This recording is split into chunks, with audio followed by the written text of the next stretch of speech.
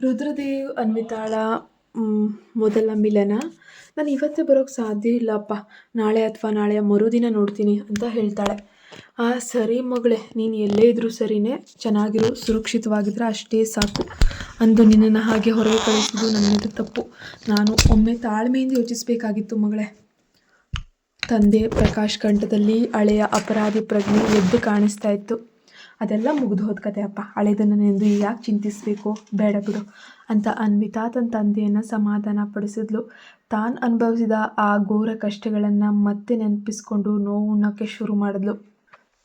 ಆಯಿತು ಸರಿ ಮಗಳೇ, ಎಷ್ಟು ಬೇಗ ಸಾಧ್ಯವೋ ಅಷ್ಟು ಬೇಗ ಮನೆಗೆ ಬಾ, ನಾನು ನಿನ್ನ ನೋಡಬೇಕು ಅಂತ ಪ್ರಕಾಶ್ ಭರವಸೆಯನ್ನು ನಿಟ್ಟುಸಿರು ಬಿಟ್ರು. ಖಂಡಿತ ಅಪ್ಪ ಅಂತ ಅನ್ವಿತಾ ಫೋನನ್ನು ಕಟ್ ಮಾಡಿ ದೀರ್ಘವಾಗಿ ಉಸಿರನ್ನು ಬಿಟ್ಲು. ನಿಜ ಹೇಳಬೇಕಂದ್ರೆ ಅವಳಿಗೆ ತಕ್ಷಣವೇ ಮನೆಗೆ ಹೋಗೋಕ್ಕೆ ಮನಸ್ಸಿರಲಿಲ್ಲ. ತನ್ನ ತಂದೆ ಆರಾಮವಾಗಿ ಸುರಕ್ಷಿತವಾಗಿದ್ದಾರೆ ಎಂಬ ವಿಷಯ ತಿಳಿದಿದ್ದೇ ಅವಳಿಗೆ ದೊಡ್ಡ ಸಮಾಧಾನ ಆಗಿತ್ತು. ಅವಳಿಗೆ ಅಷ್ಟೇ ಬೇಕಿತ್ತು. ಅಷ್ಟರಲ್ಲೇ ವೈಸ್ ಪ್ರೆಸಿಡೆಂಟ್ ಲಾರೆನ್ಸ ಬಾಗಿಲನ್ನು ತಟ್ಟಿ ಕೈಲೊಂದು ಐಷಾರಾಮಿ ಗಿಫ್ಟ್ ಬಾಕ್ಸನ್ನು ಹಿಡಿದು ಒಳಗೆ ಬರ್ತಾ ಇದ್ದಾರೆ. ಅನ್ವಿತಾ ಮೇಡಮ್, ನಿಮಗೊಂದು ಸ್ಪೆಷಲ್ ವಿಷಯ ತಂದಿದ್ದೀನಿ ಅಂದರು ಲಾರೆನ್ಸ್. ಅನ್ವಿತಾ ಆಶ್ಚರ್ಯದಿಂದ ಆ ಬಾಕ್ಸ್ ನೋಡುತ್ತಾ, ಏನದು ಲಾರೆನ್ಸ್ ಸರ್ ಅಂತ ಕೇಳಿದ್ಲು. ನೋಡೋಣ, ಒಮ್ಮೆ ಗೆಸ್ ಮಾಡಿ ನೋಡಿ. ಆ ಪೆಟ್ಟಿಗೆಯ ಮೇಲೆ ರಾಜಗಾಂಭೀರ್ಯದ ಅಕ್ಷರಗಳಲ್ಲಿ ಕ್ಲೌಡ್ ರೆಸಿಡೆನ್ಸ್ ನಂಬರ್ 1 ಅಂತ ಹೇಳಿ ಕೆತ್ತಲಾಗಿತ್ತು. ಹೌದು, ಯಾವುದೋ ಐಫೈ ರಾಯಲ್ ವಿಲ್ಲಾದ ಹೆಸರಿನಂತಿತ್ತು. ನೀವೇ ನೇರವಾಗಿ ಹೇಳಿಬಿಡಿ ಸರ್, ನನಗೆ ಗೆಸ್ ಮಾಡಿಯಲ್ಲ ಅಭ್ಯಾಸ ಇಲ್ಲ ಅಂತ ಅನ್ವಿತಾ ಮುಗುಳ್ನಗುತ್ತಾ ಕೇಳಿದ್ಲು. ಕ್ಲೌಡ್ ರೆಸಿಡೆನ್ಸ್ ನಂಬರ್ 1 ಇದು ಬರೋಬ್ಬರಿ 370 ಚದರ ಮೀಟರ್ ವಿಸ್ತೀರ್ಣವಿರೋ ಐಷಾರಾಮಿ ಬಂಗಲೆ. ಇದರ ಮೌಲ್ಯ ಬರೋಬ್ಬರಿ 120 ಮಿಲಿಯನ್. ಇದನ್ನಷ್ಟೇ ತಾನೇ ಸಂಪೂರ್ಣ ಹೊಸದಾಗಿ ಇಂಟೀರಿಯರ್ ರಿನ್ಯೂವಲ್ ಮಾಡಿದ್ದಾರೆ. ನೀವು ಇಂದಿನಿಂದ ಅಲ್ಲಿಗೆ ಶಿಫ್ಟ್ ಆಗಬಹುದು ಎನ್ನುತ್ತಾ ಲಾರೆನ್ಸ್ ಆ ಬಾಕ್ಸ್ ತೆರೆದು ತೋರಿಸ್ತಾರೆ. ಆ ಪೆಟ್ಟಿಗೆಯ ಒಳಗೆ ಹೊಳಿತಿದ್ದ 6 ಚಿನ್ನದ ಬಣ್ಣದ ಕೀಲಿಗಳು, ಒಂದು ರಾಯಲ್ ಆಕ್ಸೆಸ್ ಕಾರ್ಡ್ ಇತ್ತು. ಅನಿತಾ ಒಬ್ಬು ಮೇಲಕ್ಕತ್ತಿ, ಇದೆಲ್ಲ ನನಗ ಯಾಕೆ ಅಂತ ಅಚ್ಚರಿಯಿಂದ ಕೇಳಿದ್ಲು. ಅನ್ವಿತಾ ಮೇಡಮ್, ಇದು ಸ್ವತಃ ನಮ್ಮ ಓನರ್ ರುದ್ರದೇವ ಸರ್ ಅವರಿಂದ ಬಂದಿರುವಂಥ ಸ್ಪೆಷಲ್ ಗಿಫ್ಟ್. ಅವರು ನಿಮ್ಮ ಇಡೀ ನಿವಾಸವನ್ನೇ ಈ ಕ್ಲೌಡ್ ರೆಸಿಡೆನ್ಸಿ ನಂಬರ್ 1 ಬಂಗಲೆಗೆ ಬದಲಾಯಿಸಿದ್ದಾರೆ. ಇದನ್ನು ಕೇಳಿ ನಿಮಗೆ ಖುಷಿಯಾಗತ್ತೆ ಅಂದ್ಕೊಂಡ್ರೆ ಈಗ ಶಾಕ್ ಆಗ್ತಿರಲ್ವಾ ಅಂತ ಲಾರೆನ್ಸ್ ನಗುತ್ತಾ ಕೇಳ್ತಾರೆ. ಇದನ್ನು ವಾಪಸ್ ತಗೊಂಡು ಹೋಗಿ, ನನಗಿದ್ರ ಯಾವ ಅಗತ್ಯವೂ ಇಲ್ಲ ಅಂತ ಅನ್ವಿತಾ ಆ ಕೊಡುಗೆಯನ್ನು ತಕ್ಷಣವೇ ನಿರಾಕರಿಸಿದ್ಲು. ಮೀನಾಕ್ಷಿ ಅಜ್ಜಿಯ ಕುಟುಂಬದಿಂದ ಯಾವುದೇ ರೀತಿಯ ಸವಲತ್ತು ಅಥವಾ ಸಹಾಯವನ್ನು ಸ್ವೀಕರಿಸಲು ಅವಳಿಗೆ ಮನಸ್ಸಿರಲಿಲ್ಲ. ತಾಯಿ ತೀರ್ಕೊಂಡಾಗ ಅವಳು ಅನುಭವಿಸಿದ ಬಾಲ್ಯದ ನೋವು, ಏಕಾಂಗಿತನ ಸಣ್ಣದಾಗಿರಲಿಲ್ಲ. ತಾಯಿ ಕರ್ತವ್ಯದಲ್ಲೇ ದೇಶಕ್ಕಾಗಿ ಘನತೆಯಿಂದ ಪ್ರಾಣ ತೆತ್ತಿದ್ರು. ಅನ್ವಿತಾಗ್ ಮಾತ್ರ ತನ್ನ ಪ್ರಪಂಚವಾಗಿದ್ದ ತಾಯಿಯ ಪ್ರೀತಿ ಶಾಶ್ವತವಾಗಿ ದೂರವಾಗುತ್ತೆ. ಆ ಅಗಲಿಕೆಯ ನೋವನ್ನು ಆ ಕೋಟಿಗಳ ಬೆಲೆಯ ಬಂಗಲೆ ಅಥವಾ ಹಣದಿಂದ ಸರಿದೂಗಿಸಲು ಸಾಧ್ಯವೇ ಇರಲಿಲ್ಲ. ಅವಳ ಖಡಕ್ ನಿರಾಕರಣೆಯನ್ನು ಕಂಡು ಲಾರೆನ್ಸ್ ಕೆಲವು ಕ್ಷಣ ದಿಗ್ಭ್ರಮೆಗೊಂಡು ಅಲ್ಲೇ ನಿಂತು ಬಿಡ್ತಾರೆ. ಅನ್ವಿತಾ ಮೇಡಮ್, ನೀವೇನಾದರೂ ತಮಾಷೆ ಮಾಡ್ತಾ ಇದ್ದೀರಾ? ಇದು 120 ಮಿಲಿಯನ್ ಬೆಲೆ ಬಾಳೋ ರಾಯಲ್ ಆಫರು. ಈಕೆ ಒಂದ್ಸಲ ಜ್ಞಾಪಕ ಮಾಡ್ಕೊಳ್ಳಿ. ಲಾರೆನ್ಸ್ಗೆ 35 ವರ್ಷ ವಯಸ್ಸಾಗಿತ್ತು. ಇನ್ನೂ ಮದುವೆ ಆಗಿರಲಿಲ್ಲ. ತನಗಿಂತ ಚಿಕ್ಕ ವಯಸ್ಸಿನ ಅತ್ಯಂತ ಸುಂದರಿಯಾಗಿದ್ದ ಅನ್ವಿತಾಳನ್ನು ಮೊದಲ ನೋಟದಲ್ಲೇ ಅವನು ತುಂಬ ಇಷ್ಟಪಟ್ಟಿದ್ದ. ಆದರೆ ಸಾಕ್ಷಾತ್ ರುದ್ರದೇವ ಬಂದೇ ತನ್ನ ಪ್ರೀತಿಗೆ ದೊಡ್ಡ ಕಾಂಪಿಟೇಟರ್ ಆಗ್ತಾನೆ ಅಂತ ಅವನು ಕನಸಲ್ಲೂ ಊಹೆ ಮಾಡಿರಲಿಲ್ಲ. ನನಗೆ ನಿಜಕ್ಕೂ ಏನು ಬೇಡ, ಇದನ್ನು ಇಲ್ಲಿಂದ ತಗೊಂಡು ಹೋಗ್ತೀರಾ ಪ್ಲೀಸ್ ಅಂತ ಅನ್ವಿತಾ ಗಂಭೀರವಾಗಿ ಹೇಳಿದ್ಲು. ಅಯ್ಯೋ ಮೇಡಮ್, ನನ್ನನ್ನು ಇಂಥ ಧರ್ಮ ಸಂಕಟಕ್ಕೆ ಸಿಲುಕಿಸ್ಬೇಡಿ. ಬಾಸು ಕೊಟ್ಟಿರೋ ಗಿಫ್ಟ್ ಇದು. ಅವ್ರ ಹತ್ತಿರ ಅನ್ವಿತಾ ಮೇಡಮ್ ಬೇಡ ಅಂದರು ಅಂತ ನಾನು ಹೆಂಗೆ ಹೇಳಿ? ನೀವೇ ಇದನ್ನು ಇಟ್ಕೊಂಡ್ಬಿಡಿ ಪ್ಲೀಸ್ ಅಂತ ಲಾರೆನ್ಸ ವಿನಂತಿಸ್ಕೊಂಡ್ರು. ಆದರೆ ಅನ್ವಿತಾ ಅಷ್ಟೇ ದೃಢವಾಗಿ ಇದನ್ನು ಅವರಿಗೆ ವಾಪಸ್ ಕಳಿಸಿ, ನನಗಿದು ನಿಜವಾಗಿಯೂ ಬೇಡ ಪ್ಲೀಸ್ ಅಂತ ಧನ್ಯವಾದಗಳು ಅಂದ್ಲು. ಅವಳ ಮುಖದಲ್ಲಿದ್ದ ಗಂಭೀರತೆಯನ್ನು ನೋಡಿ ಲಾರೆನ್ಸ್ಗೆ ಹೆಚ್ಚು ಒತ್ತಾಯಿಸುವ ಧೈರ್ಯ ಬರಲಿಲ್ಲ. ಪೆಟ್ಟಿಗೆಯನ್ನು ಎತ್ಕೊಂಡು ಅಲ್ಲಿಂದ ಕಾಲು ಕೆಳಗಿಟ್ರು. ಅತ್ತ ರುದ್ರ ತನ್ನ ಆಫೀಸ್ ಕ್ಯಾಬಿನ್ಗೆ ಕೆಲಸದಲ್ಲಿ ಪೂರ್ತಿಯಾಗಿ ಮುಳುಗಿ ಹೋಗಿದ್ದ. ಲಾರೆನ್ಸನ್ನೇ ಹಿಂಜರಿಯುತ್ತಲೇ ಒಳಗೆ ಬಂದು, ರುದ್ರ ಸರ್, ನಾನು ಎಷ್ಟೇ ತಿಳಿ ಹೇಳಿದ್ರು, ರಿಕ್ವೆಸ್ಟ್ ಮಾಡಿದ್ರು ಅನ್ವಿತಾ ಮೇಡಮ್ ಈ ಅಪಾರ್ಟ್ಮೆಂಟ್ ಸ್ವೀಕರಿಸೋಕೆ ಪೂರ್ತಿಯಾಗಿ ನಿರಾಕರಿಸ್ತಿದ್ದಾರೆ. ಮತ್ತು ಆ ಬಾಕ್ಸ್ ವಾಪಸ್ ಕೂಡ ಕಳಿಸ್ಬಿಟ್ರು. ಸರಿ, ರುದ್ರ ತಣ್ಣಗೆ ಉತ್ತರಿಸ್ತಾ. ಅವನಿಗೆ ಅನ್ವಿತಾ ಹೀಗೇ ಮಾಡ್ತಾಳೆ ಎಂಬ ನಿರೀಕ್ಷೆ ಇತ್ತು. ಆದರೆ ಹಣ ಮತ್ತು ಐಷಾರಾಮಿ ಆಸ್ತಿ ಮೂಲಕ ತಾಯಿಯ ಈ ಸಾಲವನ್ನು ತೀರಿಸಲು ಸಾಧ್ಯವಾದರೆ ಮದುವೆ ಎಂಬ ಬಂಧದಲ್ಲಿ ಅನ್ವಿತಾಳನ್ನು ತಾನು ಕಟ್ಟಿ ಹಾಕೊಳ್ಳುವ ಅಗತ್ಯವಿರುವುದಿಲ್ವಲ್ಲ ಎಂದು ಅವನು ಯೋಚಿಸಿದ. ಇನ್ನೊಂದೆಡೆ ಅನ್ವಿತಾಳ ತಂದೆ ಪ್ರಕಾಶ್ ಮನೆಗೆ ಮರಳಿದ್ರು. ಸೋಫಾದಲ್ಲಿ ಕುಳಿತು ಟಿವಿ ನೋಡ್ತಿದ್ದಂತಹ ತನ್ನ ಹೆಂಡತಿಯನ್ನು ನೋಡಿ ಪ್ರಕಾಶ್ ಖುಷಿಯ ನಿಟ್ಟುಸಿರನ್ನು ಬಿಟ್ರು. ಇವತ್ತು ನನಗೊಂದು ಫೋನ್ ಕಾಲ್ ಬಂತು ಗೊತ್ತಾ? ಅದು ಯಾರಿಂದ ಬಂದಿದ್ದು ಅಂತ ಊಹಿಸು ನೋಡ್ತೀನಿ ಅಂತ ಹೇಳಿದ್ರು. ಯಾರಿಂದ ಬಂತು ಅಂತ ಲಕ್ಷ್ಮಿ ಕುತೂಹಲದಿಂದ ತಿರುಗಿ ಕೇಳ್ತಾ ಇದ್ದಾಳೆ. ವಿಶಾಖ ಐಫೈ ಸ್ಪಾ ಕ್ಲಬ್ನಲ್ಲಿ ಮಸಾಜ್ ಪಡೆದುಕೊಳ್ಳುತ್ತಾ ಆಯಾಗಿ ಮಲಗಿದ್ಲು. 5 ವರ್ಷಗಳ ಹಿಂದೆ ಅನ್ವಿತಾಳ ಜೀವನದಲ್ಲಿ ಪೂರ್ತಿಯಾಗಿ ಹಾಳು ಮಾಡಿದ್ದೇ ಈ ವಿಶಾಖ ಮತ್ತು ಹೇಮಾ ಸೇರಿ ಹೆಣೆದಿದ್ದಂತಹ ಕತ್ತಲ ಷಡ್ಯಂತ್ರ. ಅಂದು ಅನ್ವಿತಾಳ ಚಾರಿತ್ರಕ್ಕೆ ಮಸಿ ಬಳಿದು ಅವಳ ಕನ್ಯತ್ವವನ್ನ ಮಾನವನ್ನ ಹರಾಜು ಹಾಕಿ ಮನೆಯಿಂದ ಕಾಲು ಕೀಳುವಂತೆ ಮಾಡಿದ್ದು ಇದೇ ಜೋಡಿ. ಅಂದಿನಿಂದ ವಿಶಾಖ ಮತ್ತು ಹೇಮಾ ಕೇವಲ ಪಾರ್ಟ್ನರ್ಸ್ ಅಷ್ಟೇ ಅಲ್ಲದೆ ಪ್ರಾಣ ಸ್ನೇಹಿತರಾಗ್ಬಿಟ್ಟಿದ್ರು. ಆದರೆ ಕಳೆದ 2 ವಾರಗಳಿಂದ ಹೇಮಾ ಇದ್ದಕ್ಕಿದ್ದಂತೆ ಒಂದು ಗಾಯಬಾಗಿದ್ಲು. ಅವಳ ಸೀರೆ ಬೂಟಿಕ್ ಆಫೀಸ್ ಮುಚ್ಚಿತ್ತು. ಹೇಮಾ ಎಲ್ಲಿ ಹೋದ್ಲು, ಏನು ಮಾಡ್ತಿದ್ದಾಳೇನೋ ಸಣ್ಣ ಸುಳಿವು ವಿಶಾಖಕ್ಕೆ ಸಿಕ್ಕಿರಲಿಲ್ಲ. ಲಕ್ಷ್ಮಿಯ ಜೊತೆ ಫೋನ್ನಲ್ಲಿ ಮಾತಾಡಿದ ತಕ್ಷಣ ವಿಶಾಖ ತಡ ಮಾಡದೆ ಹೇಮಾಳ ನಂಬರ್ಗೆ ಕೂಡ ಡಯಲ್ ಮಾಡ್ತಾಳೆ. ಕೆಲವೇ ಕ್ಷಣಗಳಲ್ಲಿ ರಿಂಗ್ ಆಗಿ ಫೋನ್ನ ಇನ್ನೊಂದು ತುದಿಯಲ್ಲಿ ಹೇಮಾಳ ಧ್ವನಿ ಕೇಳಿಸ್ತು. ಹೇ ನಮಸ್ಕಾರ ವಿಶಾಖ, ಹೇಳು. ಹೇಮಾ, ಎಲ್ಲಿ ಸತ್ತು ಹೋಗಿದೆಯಾ ಇಷ್ಟು ದಿನ? ನಿನ್ನ ಆಫೀಸ್ ಶೋರೂಮ್ ಎಲ್ಲ ಯಾಕೆ ಬಂದಾಗಿದೆ? ಏನಾಗ್ತಿದೆ ಲೈಫ್ನಲ್ಲಿ? ಈ ಥರ ಕೆಲಸ ಕಾರ್ಯ ಬಿಟ್ಟು ಏನು ಮಾಡ್ತಿದ್ಯಾ?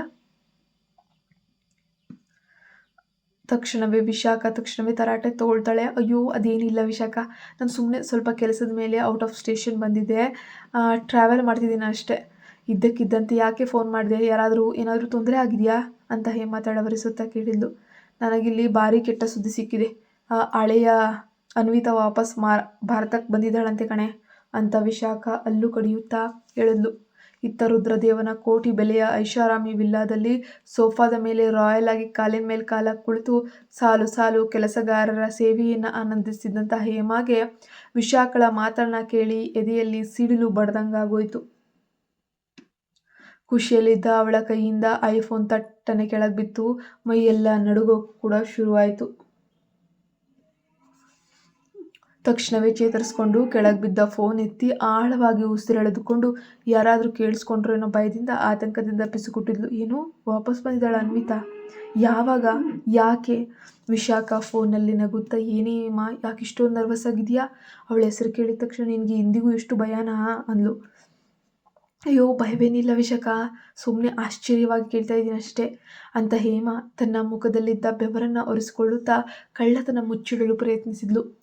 ನೋಡಿ ಹೇಮಾ, ಅವಳು ಹೀಗೆ ದಿಢೀರನೆ ವಾಪಸ್ ಬಂದಿರೋದು ಖಂಡಿತ ನಮಗೆ ದೊಡ್ಡ ಆಪತ್ತು ತರಬಹುದು ಅಂತ ವಿಶಾಖ ಕೂಡ ಎಚ್ಚರಿಸಿದ್ಲು. ಆಗ ಹೇಮಾಳ ನರಬುದ್ಧಿಯ ಕಣ್ಣುಗಳಲ್ಲಿ ಅತ್ಯಂತ ಕ್ರೂರವಾದ ಆಲೋಚನೆಯೊಂದು ಮಿಂಚಿತ್ತು. ರುದ್ರನ ಕೋಣೆಯಲ್ಲಿ ಅಂದು ರಾತ್ರಿ ಇದ್ದದ್ದು ತನ್ನ ಬದಲು ಅನ್ವಿತಾ ಎಂಬ ಸತ್ಯ ಮತ್ತು ತಾನು ಆಟವಾಡುತ್ತಿರುವ ಈ ಸುಳ್ಳಿನ ಸಾಮ್ರಾಜ್ಯ ರುದ್ರನಿಗೆ ತಿಳಿದರೆ ತನ್ನ ಕತೆ ಮುಗಿತು ಎನ್ನುವ ಭಯ ಅವಳನ್ನು ಆವರಿಸಿತ್ತು. ರುದ್ರನ ಸಾಲಿನಲ್ಲಿ ತಾನು ಅನುಭವಿಸ್ತಾ ಇರೋಂಥ ಈ ಶ್ರೀಮಂತಿಕೆ, ರಾಜಭೋಗ ಎಲ್ಲವೂ ಒಂದೇ ಕ್ಷಣದಲ್ಲಿ ಧೂಳೀಪಟವಾಗ್ತದೆ. ಹೇಮಾ ತಕ್ಷಣವೇ ವಿಶಾಖ, ನನಗೂ ಭಯವಾಗ್ತಿದೆ. ಅವಳು ನಮ್ಮ ಮೇಲೆ, ನಮ್ಮ ಕುಟುಂಬದ ಮೇಲೆ ಸೇಡು ತೀರಿಸ್ಕೊಳ್ಳೋಕೆ ವಾಪಸ್ ಬಂದಿರಬಹುದು ನೋಡು. ಈಗ ಅವಳು ಎಲ್ಲಿದ್ದಾಳೆ, ಏನು ಮಾಡ್ತಿದ್ದಾಳೆ? ಅವಳ ಬಗ್ಗೆ ನಿನಗೆ ತಿಳಿದಿರುವ ಪ್ರತಿಯೊಂದು ಸಣ್ಣ ವಿಷಯವನ್ನು ನನಗೆ ತಕ್ಷಣವೇ ಹೇಳು. ಹಾಗಿದ್ದರೆ ಮಾತ್ರ ನಾನು ಅವಳನ್ನು ಮತ್ತೆ ತುಳಿದು ಹಾಕೋಕ್ಕೆ, ಎದುರಿಸೋಕೆ ಪ್ಲ್ಯಾನ್ ಮಾಡೋಕ್ಕೆ ಸಾಧ್ಯ ಎಂದು ತುರ್ತಾಗಿ ಕೇಳಿದ್ಲು. ಸರಿ, ನಾವಿಬ್ಬರೂ ಸೇರಿ ಈ ಬಾರಿ ಅವಳಿಗೆ ಶಾಶ್ವತವಾಗಿ ಬುದ್ಧಿ ಕಲಿಸೋಣ ಅಂತ ವಿಶಾಖ ಕಡೆಯಿಂದ ಫೋನ್ ಕೂಡ ಕಟ್ ಮಾಡ್ತಾಳೆ. ಹೇಮಾ ಬಾಯಾರಿಕೆಯಿಂದ ನೀರು ಕುಡಿಯುತ್ತಾ, ಅನ್ವಿತಾ, ನೀನು ಎಷ್ಟು ದೂರ ಹೋದರೂ ರುದ್ರದೇವ ಮುಖವನ್ನು ಮಾತ್ರ ನೀನು ನೋಡಬಾರ್ದು. ನಿನ್ನ ಮತ್ತೆ ಈ ಭೂಮಿಯಿಂದಲೇ ಗಯಾಬ್ ಮಾಡಬೇಕಾದರೂ ಸರಿ, ನಾನು ಮಾಡ್ತೀನಿ ಅಂತ ಮನಸ್ಸಿನಲ್ಲೇ ದ್ರೋಹದ ಶಪಥವನ್ನು ಕೂಡ ಮಾಡಿದ್ಲು. ಫೋನ್ ಕಟ್ ಮಾಡಿದ ನಂತರ ಹೇಮಾ ಕಂಠಪೂರ್ತಿ ಆತಂಕದಲ್ಲೇ ತನ್ನ ಕೆಳಗಿನ ತುಟಿಯನ್ನು ಬಿಗಿಯಾಗಿ ಕಚ್ಕೊಂಡ್ಳು. ಕಳೆದ ಕೆಲವು ದಿನಗಳಿಂದ ರುದ್ರದೇವನ ಐಷಾರಾಮಿ ವಿಲ್ಲದಲ್ಲಿ ಮಹಾರಾಣಿಯಂತೆ ಮೆರಿತಾ ಇರುವಂತಹ ಅವಳಿಗೆ ಈ ಭೋಗ ಭಾಗ್ಯ ರಾಯಲ್ ಲೈಫ್ ಸ್ಟೈಲ್ ಸಂಪೂರ್ಣವಾಗಿ ಹೊಕ್ಕೊಂಡ್ಬಿಟ್ಟಿದೆ. ತನಗೆ ಬೇಕಾದ ಪ್ರತಿಯೊಂದನ್ನು, ತಾನು ಕೇಳಿದ್ದನ್ನೆಲ್ಲ ರುದ್ರ ಯಾವುದೇ ಹಿಂಜರಿಕೆ ಇಲ್ಲದೆ ನೀಡ್ತಿದ್ದ. ಆದರೆ ಹೇಮಾಳ ದುರಾಸೆಗೆ ಎಲ್ಲೇ ಇರಲಿಲ್ಲ. ರುದ್ರ ಅನುಕಂಪ ಮತ್ತು ದಯೆಯಿಂದ ನೀಡುತ್ತಿದ್ದ ಲಕ್ಷ ಲಕ್ಷ ಹಣ, ಬಂಗಾರ, ಐಷಾರಾಮಿ, ಸವಲತ್ತುಗಳು ಅವಳಿಗೆ ಸಾಲ್ತಾನೆ ಇರಲಿಲ್ಲ. ಅವಳ ಏಕೈಕ ಮಹದಾಸೆ ಸಾಕ್ಷಾತ್ ರುದ್ರದೇವನ ಧರ್ಮಪತ್ನಿಯಾಗುವಂಥದ್ದು. ರುದ್ರನಂತಹ ಸರ್ವಾಧಿಕಾರಿ ಕೋಟ್ಯಾಧಿಪತಿಯ ಹೆಂಡತಿಯಾಗುವುದಂದರೆ ಈ ಜಗತ್ತಿನ ಅತ್ಯಂತ ಅದೃಷ್ಟವಂತೆ ಶಕ್ತಿಶಾಲಿ ಮಹಿಳೆಯಾಗುವುದು ಅಂತಾನೆ ಅರ್ಥ. ಹೀಗಿರುವಾಗ ತನ್ನ ಕನಸಿನ ಅರಮನೆಯನ್ನು ಧೂಳಿಪಟ ಮಾಡೋಕೆ ಬಂದಿರುವ ಆ ಹಳೆ ಅನ್ವಿತಾಳಿಗೆ ತನ್ನ ಅವಕಾಶ ಕೊಡಲು ಸಾಧ್ಯವೇ? ಅಷ್ಟೇ ಅಲ್ಲ, ವಿಶಾಖಗೂ ಈ ರಹಸ್ಯ ತಿಳಿಬಾರದು. ಒಂದು ವೇಳೆ ವಿಶಾಖಗೆ ಅಂದು ರಾತ್ರಿ ರುದ್ರನ್ ಜೊತೆ ಇದ್ದದ್ದು ಅನ್ವಿತಾ ಎಂಬ ಸತ್ಯ ಗೊತ್ತಾದರೆ ಅಸೂಯೆಯಿಂದ ಬಹುಶಃ ತಾನೇ ರುದ್ರನ ಬಳಿ ಹೋಗ್ಬಿಟ್ಟು ಬಣ್ಣ ಬಯಲು ಮಾಡುವಂಥ ಚಾನ್ಸು ತುಂಬ ಇರುತ್ತೆ. ಅದಕ್ಕಾಗಿಯೇ ಹೇಮಾ ತಾನೇ ಸ್ವತಃ ಅನ್ವಿತಾಳ ಪ್ರತಿಯೊಂದು ಹೆಜ್ಜೆಯನ್ನು ಸೂಕ್ಷ್ಮವಾಗಿ ಗಮನಿಸಬೇಕು. ಅವಳ ಲೊಕೇಶನ್, ಅವಳ ಲೈಫ್ ಸ್ಟೈಲ್ ಎಲ್ಲವನ್ನ ತಿಳಿದುಕೊಂಡು ಸಮಯ ನೋಡಿ ಅವಳನ್ನು ಶಾಶ್ವತವಾಗಿ ಈ ಪ್ರಪಂಚದಿಂದನೇ ಔಟ್ ಮಾಡಬೇಕು, ಕಳಿಸ್ಬಿಡ್ಬೇಕು ಅಂತ ಯೋಚನೆ ಮಾಡಿದ್ಲು. ಸಂಜೆ ಸರಿಯಾಗಿ 5 ಗಂಟೆಗೆ ಅನ್ವಿತಾ ತನ್ನ ಪುಟಾಣಿ ಮಗ ರಿಷಿಯನ್ನು ಕರ್ಕೊಂಡು ಹೋಗೋಕೆ ಪ್ಲೇ ಸ್ಕೂಲ್ ಅಂದರೆ ಕಿಂಡರ್ ಗಾರ್ಡನ್ ಬಳಿಗೆ ಬರ್ತಾಳೆ. ಗೇಟ್ನಿಂದ ತಾಯಿಯನ್ನು ನೋಡಿದ ತಕ್ಷಣ ರಿಷಿ ಮುಖದಲ್ಲಿ 1000 ವ್ಯಾಟ್ ಬೆಳಕು ಮೂಡ್ತು. ತನ್ನ ಟೀಚರ್ಗೆ ಖುಷಿಯಿಂದ ಬಾಯ್ ಬಾಯ್ ಹೇಳಿ ಪುಟ್ಟ ಕಾಲುಗಳಲ್ಲಿ ಓಡೋಡಿ ಬಂದು ಅನ್ವಿತಾಳನ್ನು ಅಪ್ಕೊಳ್ತಾನೆ. ಅಮ್ಮ ಬಂದ್ಯಾ ಅಂತ ಕೇಕೆ ಹಾಕ್ತಾನೆ. ಅಯ್ಯೋ ನನ್ನ ಮುದ್ದಿನ ಮಗನೇ, ಶಾಲೆ ಹೇಗಿತ್ತು ಇವತ್ತು ಅಂತ ಅನ್ವಿತಾ ಅವನ ಗಲ್ಲ ಸವರಿ ಪ್ರೀತಿಯಿಂದ ಕೇಳಿದ್ಲು. ತುಂಬ ಚೆನ್ನಾಗಿತ್ತು ಅಮ್ಮ. ಟೀಚರ್ ನನಗೆ ತುಂಬ ಗುಡ್ ಅಂದರು. ಶಾಲೆಯಲ್ಲಿರೋ ನನ್ನ ಫ್ರೆಂಡ್ಸ್ಗೂ ನಾನಂದರೆ ತುಂಬ ಇಷ್ಟ ಎಂದು ಮುದ್ದಾಗಿ ಅಲ್ಲು ಗಿಂಜುತ್ತಾ ಹೇಳ್ದ. ಹೌದಾ, ಸರಿ, ಇವತ್ತು ನೈಟು ನಾವಿಬ್ಬರು ಸೂಪರಾಗಿ ಸ್ಪೆಷಲ್ ನೂಡಲ್ಸ್ ಮಾಡ್ಕೊಂಡು ತಿನ್ನೋಣವಾ ಅಂತ ಹೇಳ್ತಾಳೆ ಅನ್ವಿತಾ.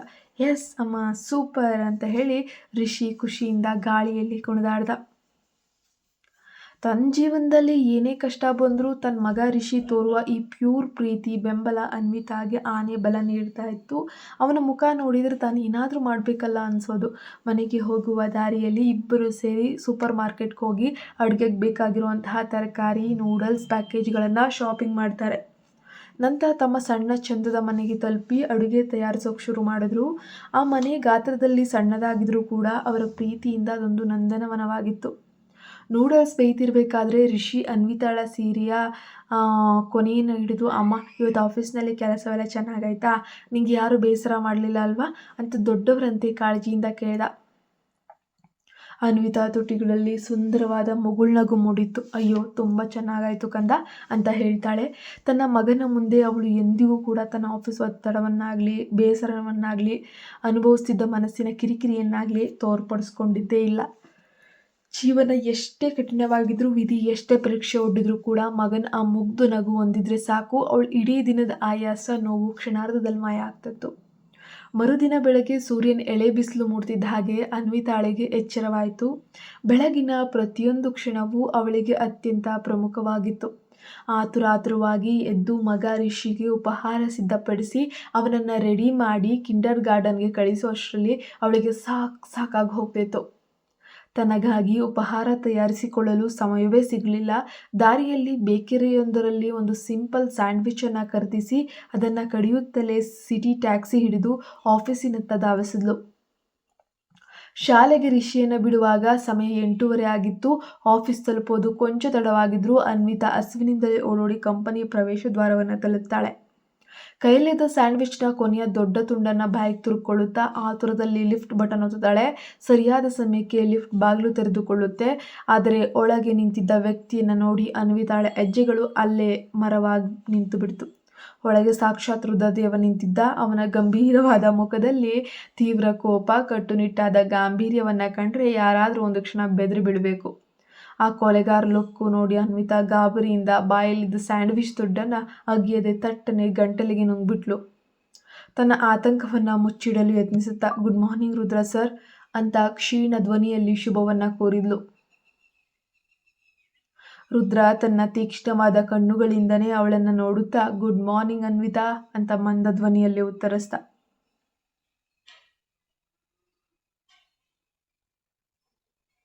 ಆದರೆ ಮುಂದಿನ ಕ್ಷಣವೇ ಭಾರೀ ಎಡವಟ್ಟಾಗೋಯ್ತು. ಆತುರದಲ್ಲಿ ದೊಡ್ಡ ಸ್ಯಾಂಡ್ವಿಚ್ ನುಂಗಿದ್ರಿಂದ ಅನ್ವಿತಾಗೆ ತಡೆಯೋಕ್ಕಾಗದೇ ಇರುವಷ್ಟು ಭೀಕರವಾದ ಒಂದು ಬಿಕ್ಕಳಿಕೆ ಶುರುವಾಯಿತು. ಆ ಶಾಂತ ಲಿಫ್ಟ್ನಲ್ಲಿ ಅವಳ ಬಿಕ್ಕಳಿಕೆಯ ಶಬ್ದ ಜೋರಾಗಿ ಪ್ರತಿಧ್ವನಿಸೋಕೆ ಶುರುವಾಯಿತು. ನಾಚಿಕೆಯಿಂದ ಅನ್ವಿತಾಳ ಇಡೀ ಮುಖ ರಕ್ತದಂತೆ ಕೆಂಪಗಾಯಿತು.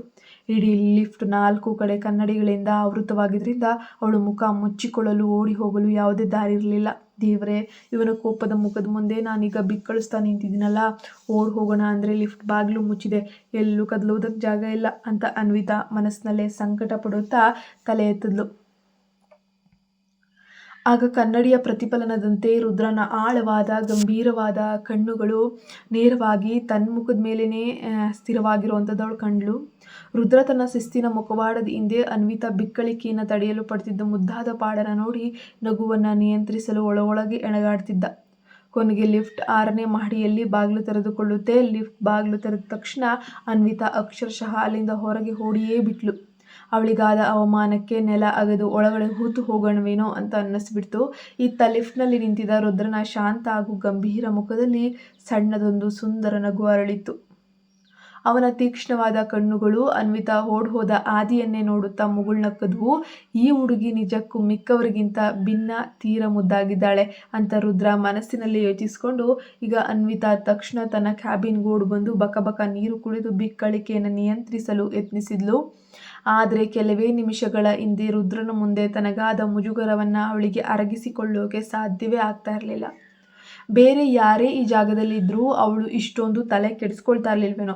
ಆದರೆ ಸಾಕ್ಷಾತ್ ರುದ್ರದೇವ ಆಗಿದ್ನಲ್ವಾ, ಅವನು ನನ್ನನ್ನು ನೋಡಿ ಮನಸ್ಸಲ್ಲಿ ಖಂಡಿತ ನಕ್ಕಿರ್ತಾನೆ, ನನ್ನ ಶೇಪ್ ಔಟ್ ಆಯಿತು ಅಂತ ಅವಳ ಮನಸ್ಸು ಸಣ್ಣಗೆ ಚಡಪಡಿಸೋಕೆ ಶುರು ಮಾಡುತ್ತೆ.